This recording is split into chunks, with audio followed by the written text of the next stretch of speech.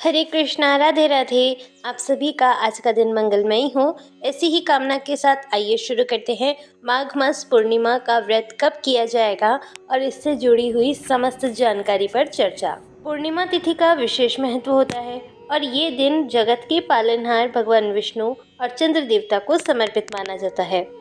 इस दिन संसार का पालन करने वाले भगवान विष्णु की पूजा की जाती है और सुख सौभाग्य में वृद्धि के लिए भगवान श्री हरि नारायण के सत्यनारायण स्वरूप की पूजा भी की जाती है। ज्योतिषाचार्यों के द्वारा भी आर्थिक तंगी दूर करने के लिए पूर्णिमा तिथि पर श्री सत्यनारायण भगवान की पूजा करने और उनकी कथा का श्रवण करने की जो सलाह होती है वो दी जाती है। इसलिए पूर्णिमा के दिन स्नान ध्यान करने के बाद विधि पूर्वक श्री लक्ष्मी नारायण भगवान जी की, श्री सत्यनारायण भगवान जी की पूजा करके कथा का श्रवण करना चाहिए। इस बार माघ पूर्णिमा के दिन भद्रा भी लग रही है और इस बार भद्रा का आवास धरती लोक पर होगा। धरती लोक पर होने पर भद्रा बहुत ही अशुभ प्रभावी होती है। ऐसे में भद्रा कब समाप्त होगी, क्या पूजा पाठ संबंधी कार्य इस दिन किए जाएंगे, इस वीडियो में आपको इस बारे में पूरी जानकारी बताई जाएगी। तो वीडियो अगर आपको अच्छी लगे तो आप इसे लाइक कर दीजिएगा और अगर आप हमारे चैनल पर नए हैं तो चैनल को सब्सक्राइब भी ज़रूर कर लीजिएगा, क्योंकि ऐसी ही और भी वीडियोस आपको इस चैनल पर मिलती रहेगी।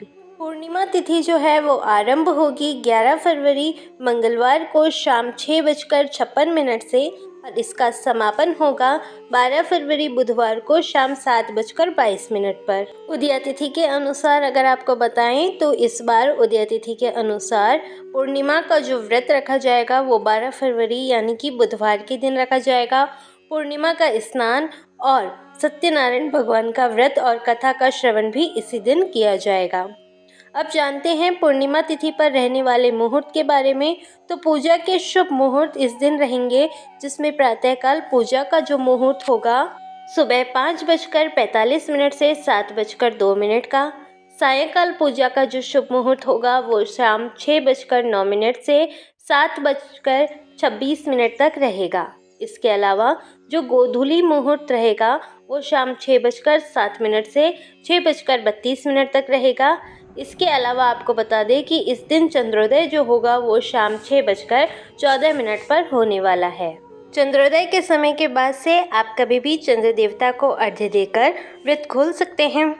12 फरवरी बुधवार को सूर्योदय सुबह 7:05 पर होगा और सूर्यास्त शाम 6:17 पर होगा। इस दिन ब्रह्म मुहूर्त सुबह 5:28 से 6:16 तक रहेगा।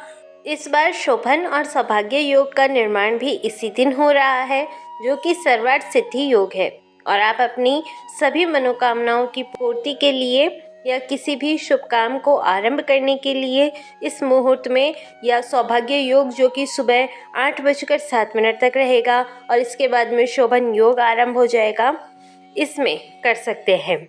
लेकिन ध्यान रखिएगा, इस बार पूर्णिमा तिथि पर कुछ समय के लिए भद्रा भी रहेगी और भद्रा धरती लोक पर रहेगी, इसलिए भद्रा समय में कोई भी शुभ कार्य नहीं करेंगे। और भद्रा आरंभ होगी 11 फरवरी मंगलवार के दिन शाम को 6:55 से, जो कि सुबह यानी कि अगले दिन सुबह 12 फरवरी बुधवार को 7:05 तक रहेगी।